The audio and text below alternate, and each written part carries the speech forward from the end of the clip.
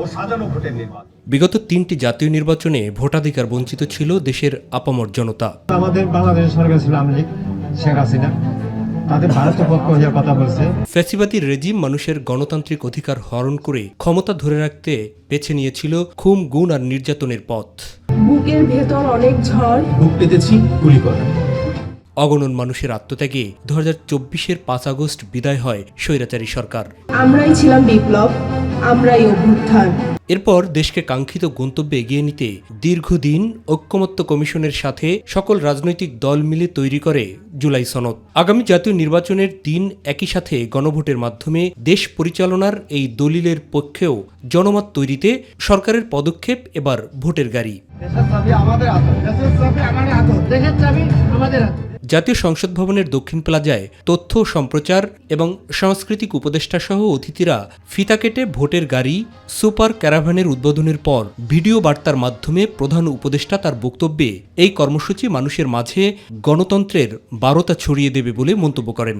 জুলাই জাতীয় সনদ বাস্তবায়নের উপর গণভোট, এই লক্ষ্যকে সামনে রেখে যাত্রা শুরু করছে 10টি ভোটের গাড়ি সুপার ক্যারাভান। এসব গাড়ি দেশের 64টি জেলা এবং 300টি উপজেলায় ঘুরে বেড়াবে।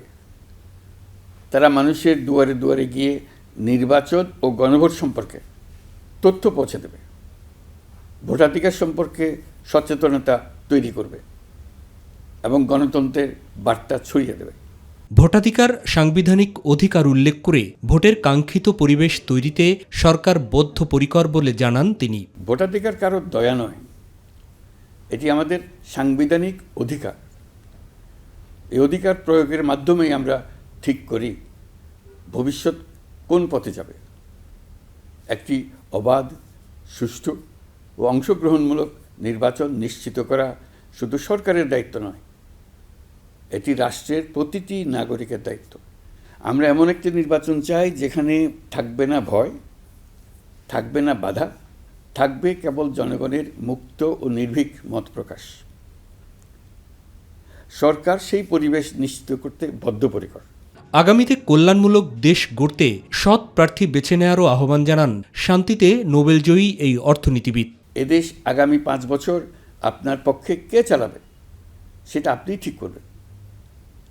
আপনার পছন্দের প্রার্থীকে ভোট দেন, সৎ ও সমর্থ প্রার্থী বেছে নিন, চিন্তা ভাবনা করে ভোট দেন।